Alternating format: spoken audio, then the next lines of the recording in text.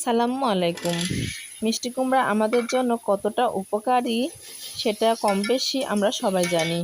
আর সেই মিষ্টি কুমড়া কীভাবে মজাদার করে রান্না করা যায় সেই প্রসেসটা আপনাদের সাথে শেয়ার করতে আমাদের আজকের আয়োজনে থাকছে চিংড়ি মাছ দিয়ে মিষ্টি কুমড়ার তরকারি রেসিপি।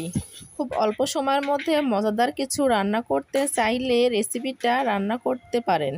আমি আশা করছি এভাবে রান্না করে খেতে আপনাদেরও ভালো লাগবে। চিংড়ি মাছ দিয়ে রান্না করার জন্য এখানে লাগবে মিষ্টি কুমড়া। মিষ্টি কুমড়াটা আমি ছিলে টুকরো টুকরো করে কেটে নিচ্ছি। মিষ্টি কুমড়ার টুকরোগুলো ডুমো ডুমো করে কেটে নেব। আমি ঠিক এভাবে ডুমো ডুমো করে মিষ্টি কুমড়াগুলো কেটে নিলাম। মিষ্টি কুমড়ার টুকরোগুলো ডুমো করে কেটে নিলে রান্না করার সময় মিষ্টি কুমড়াগুলো গলে যাবে না, খেতে ভালো লাগবে। এবার মিষ্টি কুমড়া ধুয়ে পরিষ্কার করে নেব। এখানে আমি রান্না করার জন্য প্রথমে চুলাতে কড়াই বসিয়ে দিলাম। তারপরে দিয়ে দিলাম পরিমাণ মতো তেল। তেলটা গরম হয়ে গেলে এর মধ্যে সামান্য পরিমাণে অ্যাড করব হলুদের গুঁড়া, তার সঙ্গে সামান্য অ্যাড করব লবণ। এবার তেলের সঙ্গে হলুদের গুঁড়া আর লবণটা মিশে গেলে এর মধ্যে অ্যাড করব চিংড়ি মাছ। আমি এখানে তেলের মধ্যে চিংড়ি মাছগুলো ভেজে নেব।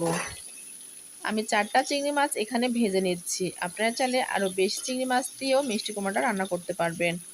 আমি এখানে 4টা চিংড়ি মাছ দিয়ে মিষ্টি কুমড়াটা রান্না করব।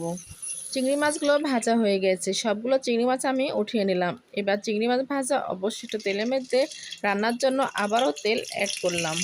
এবার অ্যাড করব তেজপাতা। আমি এখানে একটা তেজপাতা মাঝখান থেকে কেটে তেলের মধ্যে ছেড়ে দিলাম। তার সঙ্গে দিলাম 1 কাপের মতো পেঁয়াজ কুচি। এবার পেঁয়াজ কুচিটা 10 সেকেন্ডের মতো নাড়াচাড়া করে ভেজে নেব। এই পর্যায়ে অ্যাড করব রসুন কুচি। এখানে আমি 7-8টা রসুনের কোয়া ছোট ছোট কুচি করে কেটে রাখছিলাম, সেই কুচিগুলো তেলের মধ্যে অ্যাড করলাম। এবার ভালোভাবে পেঁয়াজের সঙ্গে নাড়াচাড়া করে ভেজে নেব। এখানে হালকা ব্রাউন কালার করে ভেজে নেব।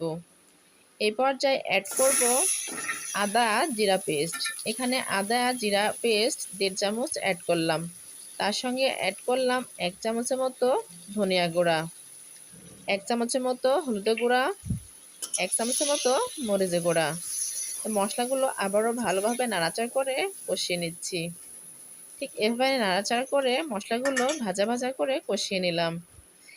এই পর্যায়ে অ্যাড করব পানি। এখানে আমি অল্প পরিমাণে পানি অ্যাড করলাম মশলাটা কষানোর জন্য। ঠিক এভাবে নাড়াচাড়া করে মশলার সঙ্গে পানিটা ভালোভাবে মিশিয়ে নিলাম। এখানে মশলা থেকে যতক্ষণ না তেলটা উঠে আসবে ততক্ষণ এভাবে মশলাটা কষিয়ে নিতে হবে। মশলা থেকে তেলগুলো উঠে আসছে। এবার আমি এই মশলার মধ্যে অ্যাড করব মিষ্টি কুমড়া। এখানে আমি যে মিষ্টি কুমড়াগুলো ডুমো ডুমো করে কেটে রাখছিলাম সেই মিষ্টি কুমড়াগুলো মশলার মধ্যে ঢেলে দিলাম।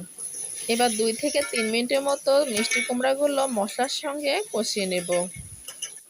এই পর্যায়ে চুলার জাল মিডিয়ামে রেখে আমি মিষ্টি কুমড়াগুলো মশলার সঙ্গে ভালোভাবে কষিয়ে নিচ্ছি। মিষ্টি কুমড়াগুলো কষানো হয়ে গেছে। এবার আমি অ্যাড করব পানি। এখানে অল্প পরিমাণে পানি অ্যাড করব মিষ্টি কুমড়াগুলো ভালোভাবে কষানোর জন্য। ঠিক এভাবে নাড়াচাড়া করে আমি মিষ্টি কুমড়ার সঙ্গে মশলাগুলো মিশিয়ে নিলাম।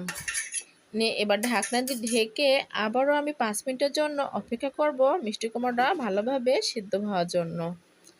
5 মিনিট পর আবারও ফিরে আসলাম। এবার ঢাকনা উঠিয়ে নাড়াচাড়া করে দেব। এভাবে 1 মিনিটের মতো নাড়াচাড়া করে আমি আবারও ঢাকনা দিয়ে ঢেকে 2 মিনিটের জন্য রান্না করব। 2 মিনিট পর আবারও ফিরে আসলাম। ঢাকনা উঠিয়ে দেখব পানিটা কতটুকু রয়েছে। পানিগুলো শুকিয়ে গেছে এবং মিষ্টি কুমড়াগুলো সিদ্ধ হয়ে গেছে। এই পর্যায়ে ভালোভাবে নাড়াচাড়া করে এর মধ্যে অ্যাড করব পানি। এখানে আমি ঝোলের জন্য পানি অ্যাড করব। আমরা তরকারিতে যে যতটুকু পরিমাণে ঝোল রাখবো সেই পরিমাণে পানি অ্যাড করব। আমি এখানে বেশি ঝোল রাখবো না, সেজন্য পানি পরিমাণটা অল্প অ্যাড করলাম। এভাবে নাড়াচাড়া করে মিষ্টি কুমড়ার সঙ্গে মিশিয়ে দিলাম। এবার 1 থেকে 2 মিনিটের মতো অপেক্ষা করব ঝোলটা ফোটার জন্য। ঝোলটা ফুটে গেছে। এবার ভেজে রাখা চিংড়ি মাছগুলো দিয়ে দেব। সবগুলো চিংড়ি মাছ দিয়ে দিলাম। এবার এই পর্যায়ে অ্যাড করলাম লবণ। আমি লবণটা অ্যাড করলাম পরে, কারণ আমি রান্না করছি এখানে মিষ্টি কুমড়া। আমি যদি লবণটা আগে অ্যাড করতাম মিষ্টি কুমড়াগুলো কষানোর সময় গলে যেত এবং খেতে ভালো লাগতো না। আমি মিষ্টি কুমড়াগুলো আস্ত রাখার জন্য লবণটা পরে অ্যাড করলাম। এবার এই পর্যায়ে অ্যাড করলাম চা চামচের 1 চামচ ভাজা জিরা গুঁড়া। ভাজা জিরা গুঁড়া অ্যাড করে মিষ্টি কুমড়ার সঙ্গে ভালোভাবে আমি মিশিয়ে নিলাম। মিশানো হয়ে গেছে। এবার এই পর্যায়ে অ্যাড করব 3 থেকে 4টা আস্ত কাঁচামরিচ। কাঁচামরিচ দিয়ে ঢাকনা দিয়ে ঢেকে রান্নাটা শেষ করব। আমি এভাবে চিংড়ি মাছ দিয়ে মিষ্টি কুমড়া তরকারিটা রান্না করলাম। আপনারা বাসায় এভাবে মিষ্টি কুমড়ার তরকারি রান্না করে খেয়ে দেখবেন, আপনাদেরও খেতে ভালো লাগবে। ভালো লাগলে লাইক, কমেন্ট, শেয়ার এবং বেশি বেশি করে সাবস্ক্রাইব করবেন। সাবস্ক্রাইব করে আমার চ্যানেলের পাশে থাকবেন। আমি যেন আবারও নতুন নতুন রেসিপি নিয়ে আপনাদের মাঝে হাজির হতে পারি। আমার রেসিপিটা কেমন হয়েছে আমাকে কমেন্ট করে জানাতে ভুলবেন না।